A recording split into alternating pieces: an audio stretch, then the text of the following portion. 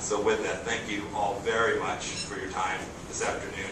I'm happy to take a couple of questions. Thank you.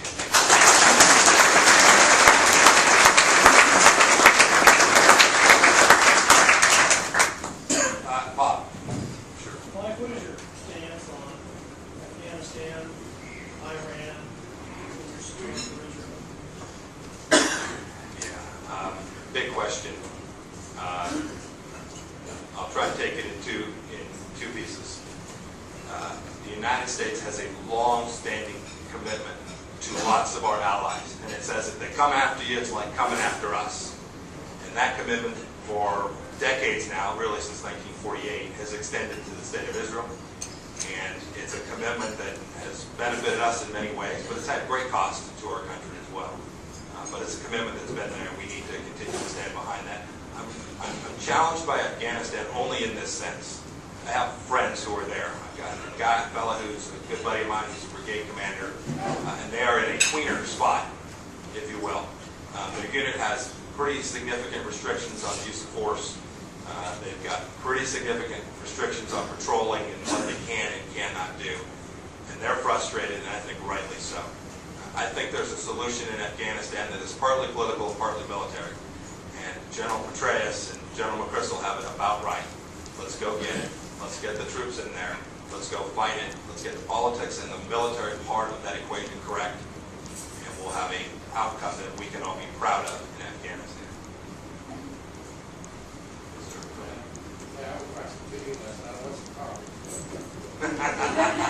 Can't hear you back here.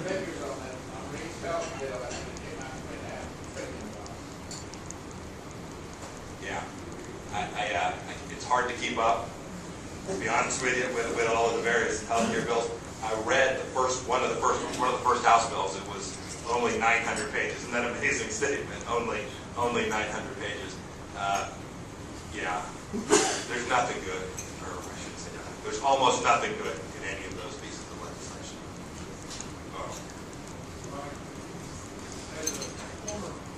Can't hear you back here.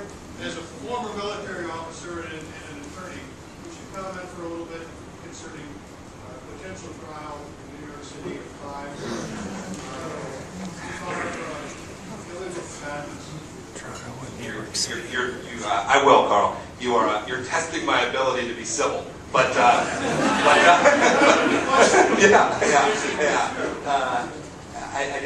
where to begin? A little bit of context, of course, is always useful.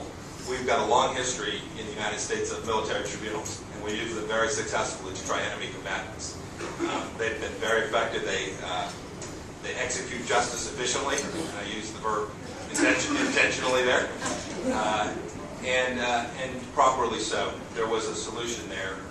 We had military tribunals in place. Indeed, the Congress had approved these. This was a process that had gone up to the Supreme Court and come back.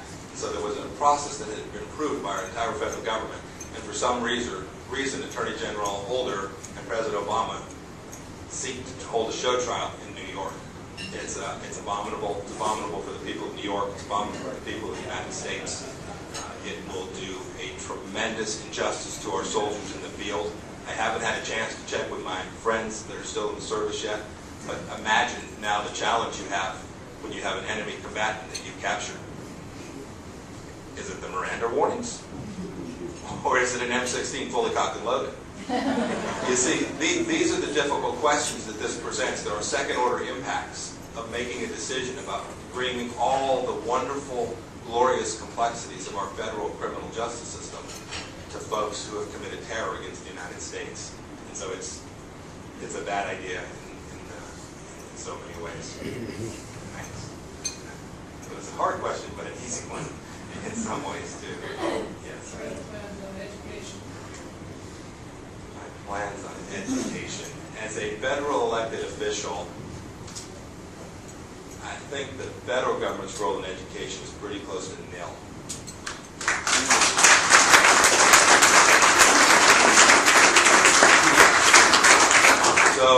So I don't. So my plans aren't to do other things and hope we'll get out of the business of sending money to Washington and then sending some fraction of it back here to tell our local school districts for our state how to run its educational system.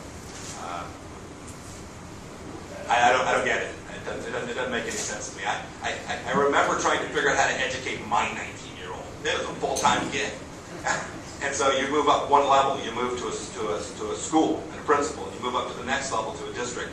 These are complex things, and I know two things about it. If you create a bureaucracy to solve the problem, it's horrible, and if you keep teacher tenure and don't permit competition, it's even going to be worse.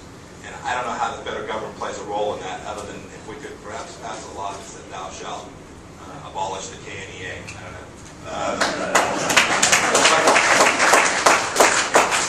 Just so you know, to get more full disclosure, my sister's a teacher, my brother-in-law a teacher.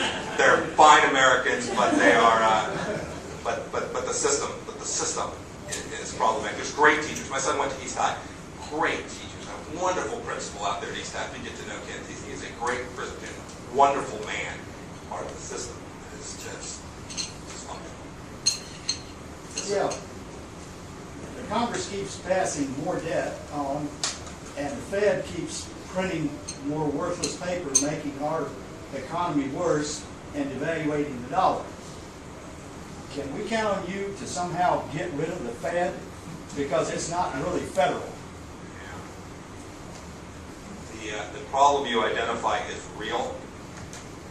I'm not certain that I know the correct solution to that. The Fed is definitely a co-conspirator in the current economic challenge. Make no mistake about it.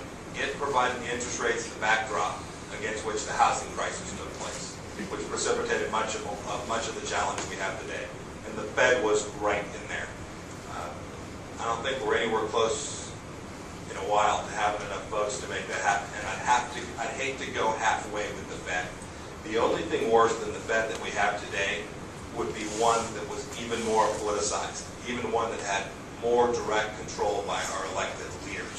Frankly, whether they're Republicans or Democrats, when the time is right, Republicans can be just as guilty as saying, hey, I think we can solve this by just jacking up the printing press just a little bit. And so the first fundamental rule is thou shalt not have politics in your monetary system. And the second rule is we got to find enough people to sort of figure out a way to get out of where it is today. It's not good, but I'd hate to go backwards. And I'm not sure, frankly, that I know the complete answer to how to fix that.